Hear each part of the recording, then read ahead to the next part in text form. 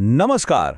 આજે આપણે સંપૂર્ણ શારીરિક ક્ષમતા મેળવવા માટેના એકદમ મૂળભૂત સિદ્ધાંતોને ડીકોડ કરવાના છીએ. ફિટનેસની દુનિયામાં તમારી શરૂઆત હોય કે પછી સારો એવો અનુભવ હોય, યોગ્ય કસરતો માત્ર દેખાવ જ નહીં પણ શરીરની અંદરની તાકાતને કેવી રીતે જબરદસ્ત રીતે બદલી નાખે છે તે આજે આપણે આ એક્સપ્લેનરમાં સમજીશું. તો ચાલો સીધી શરૂઆત કરીએ. તો આજનો આપણો એજન્ડા એકદમ ક્લિયર છે. આપણે 5 મુખ્ય વાતો પર ફોકસ કરીશું. સ્ટ્રેન્થ ટ્રેનિંગની કેમ જરૂર છે, તેના જબરદસ્ત ફાયદાઓ કયા છે, શરીરના નીચેના અને ઉપરના ભાગની મુખ્ય કસરતો કઈ છે, અને હા, સૌથી અગત્યનું, સુરક્ષિત તાલીમના નિયમો. બરાબર, તો સૌથી પહેલા વિભાગથી શરૂઆત કરીએ. સ્ટ્રેન્થ ટ્રેનિંગની જરૂરિયાત. આખરે શા માટે આપણે આના પર આટલો બધો ભાર મૂકીએ છીએ? હવે જુઓ, અવારનવાર આપણે કાર્ડિયો અને વેઇટ લિફ્ટિંગ વચ્ચે કન્ફ્યુઝ થતા હોઈએ છીએ. પણ આ બહુ જ રસપ્રદ છે. એકદમ સિમ્પલ ઉદાહરણ આપું. ધારો કે માનવ શરીર એક કાર છે, તો કાર્ડિયો એ કારના એન્જિન જેવું છે, જે ખાસ કરીને હૃદયને મજબૂત કરે છે. જ્યારે સ્ટ્રેન્થ ટ્રેનિંગ એ કારની ચેસિસ એટલે કે આખા માળખાને લોખંડી બનાવે છે.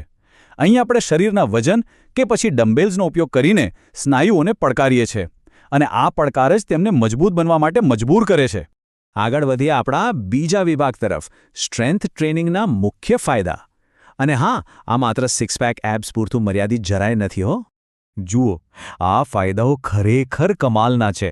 માત્ર દેખાવ જ નહીં પણ અંદરથી શરીર કેટલું મજબૂત બને છે તે જુઓ.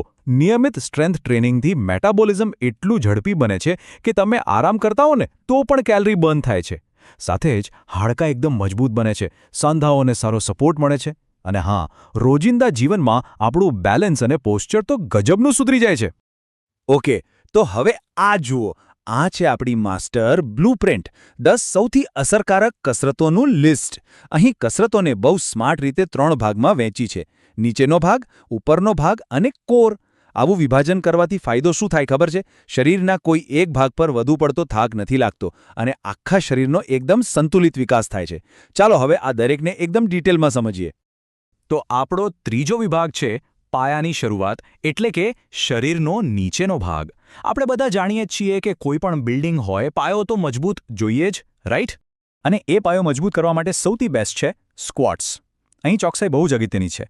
ખાલી પગને ખભા જેટલા પોળા રાખીને અને છાતીને એકદમ સીધી રાખીને ઊભા રહેવાનું છે. પછી જાણે પાછળ કોઈ અદૃશ્ય ખુરશી પડી હોય અને આપણે એના પર બેસવા જતા હોઈએ એમ ધીમે ધીમે નીચે જવાનું. સાઠળ જમીન સાથે સમાંતર થાય ત્યાં સુધી જવાનું અને પછી એડીઓ પર જોર આપીને સીધા ઊભા થવાનું. આનાથી પગના મોટા સ્નાયુઓ જબરદસ્ત મજબૂત થાય છે. ત્યાર પછી આવે છે ડેડલિફ્ટ. આ કસરત ખરેખર આખા શરીરની તાકાતની અસલી પરીક્ષા કરે છે. આમાં પીઠને એકદમ સીધી રાખવી જ પડે, એમાં કોઈ બાંધછોડ નહીં. હાથમાં વજન પકડીને માત્ર કમરથી જ આગળ નમવાનું છે. પીઠ સહેજ પણ વળવી ન જોઈએ. અને પછી ફરીથી એડીઓ પર દબાણ આપીને શક્તિશાળી રીતે ઊભા થવાનું. ખરેખર આ એકદમ પાવરફુલ મૂવમેન્ટ છે. હવે પગની તાકાત વધારવા માટે લંજીસ અને ગ્લુટ બ્રિજ પણ એટલા જ અગત્યના છે. લંજીસમાં એક પગ આગળ રાખીને બંને ઘૂંટણ 90 ડિગ્રીનો ખૂણો બનાવે ત્યાં સુધી નીચે નમવાનું હોય છે. બેલેન્સ માટે આ બેસ્ટ છે. જ્યારે ગ્લુટ બ્રિજમાં પીઠ પર આરામથી સૂઈ જવાનું અને નીતમને ધીમે ધીમે જમીન પરથી છત તરફ ઉઠાવવાના. આ કસરત પાછળના સ્નાયુઓને, ખાસ કરીને ગ્લુટ્સને જોરદાર એક્ટિવ કરે છે. વેલ, નીચેનો પાયો હવે એકદમ મજબૂત થઈ ગયો છે.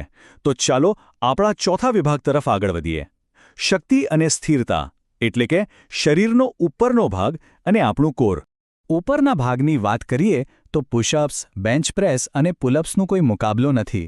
પુશઅપ્સમાં એક કડક પ્લેન્ક પોઝિશનમાંથી છાતીને જમીન તરફ લઈ જઈને શરીરને ઉપર ધકેલવાનું હોય છે. બેન્ચ પ્રેસમાં તમે બેન્ચ પર સૂઈને ભારે વજનવાળા બારબેલને છાતીથી દૂર ધકેલો છો. અને પુલઅપ્સ, ઓહો, પીઠ માટે તો એ સર્વશ્રેષ્ઠ છે. બાર પકડીને આખા શરીરને ઉપર ખેંચવાનું, છેક રામ બારની ઉપર જાય ત્યાં સુધી. પણ માત્ર આટલું પૂરતું નથી હા. સ્નાયુઓનું સંતુલન જાળવવા માટે ઓવરહેડ શોલ્ડર પ્રેસ બહુ કામ લાગે છે, જે ખભાની શક્તિ વધારે છે. બેન્ટ ઓવર રોઝમાં કમરથી નમીને વજનને અંદરની તરફ ખેંચવાનું છે, જેનાથી પીઠ જબરદસ્ત મજબૂત બને છે. અને આખા શરીરને એકસાથે પકડી રાખવા માટે આવે છે પ્લેન્ક.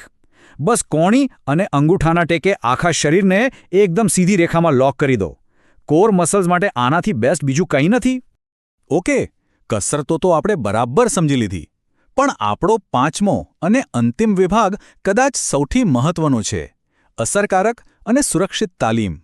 જો લાંબા સમય સુધી ઈજા વગર ફિટ રહેવું હોય તો અમુક નિયમો તો પાળવા જ પડશે. આ એવા નિયમો છે જેમાં કોઈ જ બાંધછોડ ના ચાલે. સૌથી પહેલું, કસરત શરૂ કરતા પહેલા ફરજિયાત ખાલી 5 કે 10 મિનિટનું હળવું વોર્મઅપ કરવું જ પડે. બીજું, ઈજાથી બચવા માટે યોગ્ય ફોર્મ એટલે કે કસરત કરવાની સાચી રીત જાળવવી અત્યંત જરૂરી છે. અને છેલ્લે, વર્કઆઉટ પછી સ્નાયુઓના સમારકામ માટે પ્રોટીનયુક્ત આહાર લેવો જ રહ્યો. આ 3 વસ્તુઓ વગર ટ્રેનિંગ અધૂરી છે. અને આ નિયમ ખાસ સમજવા જેવો છે: પ્રોગ્રેસિવ ઓવરલોડ. આ કોઈ સામાન્ય વાત નથી, એક સચોટ વૈજ્ઞાનિક સિદ્ધાંત છે. જો તમારે સ્નાયુઓનો સતત વિકાસ કરવો હોય તો સમય જતાં ધીમે ધીમે કસરતનું વજન કે રેઝિસ્ટન્સ વધારવું જ પડશે. વિચાર કરો, જો તમે કાયમ 5 કિલો વજન જ ઉઠાવતા રહેશો તો શરીરને તેની આદત પડી જશે અને કોઈ નવો વિકાસ નહીં થાય. Simple, right? તો હવે આ બધી વાતો, નિયમો અને સિદ્ધાંતો જોયા પછી એક બહુ જ મોટો પ્રશ્ન ઊભો થાય છે: ખરેખર શારીરિક ક્ષમતા હાંસલ કરવાની અસલી ચાવી કઈ છે? શું કોઈ શોર્ટકટ છે? જરા વિચારો. સાચો જવાબ છે કન્સિસ્ટન્સી, એટલે કે સાતત્ય. રોજબરોજ કરતા રહેવું અને યોગ્ય ટેકનિક જાળવવી. અને સૌથી અગત્યનું, જો તમને કોઈ સાંધાનો દુખાવો, હૃદયની સમસ્યા કે પીઠની ઈજા હોય તો કંઈ પણ નવું શરૂ કરતા પહેલા તમારા ડોક્ટરની મંજૂરી ચોક્કસ લો. બસ, આ જ છે અસલી માસ્ટરીનો સુરક્ષિત અને સાચો રસ્તો. આ માહિતીપ્રદ એક્સપ્લેનરના અંતે હું તમને એક વિચાર સાથે છોડવા માંગુ છું. જરા કલ્પના કરો, જ્યારે આ અદ્ભુત માનવ શરીરને યોગ્ય રીતે, સાચી ટેકનિક સાથે પડકારવામાં આવે ત્યારે શારીરિક ક્ષમતા કઈ નવી ઊંચાઈઓ સુધી પહોંચી શકે. છે ને રોમાંચક વિચાર? તો હવે તમારી અંદર રહેલી એ તાકાતને ઓળખવાનો સમય આવી ગયો છે. આશા છે કે આ માહિતી તમને ખૂબ ઉપયોગી થશે.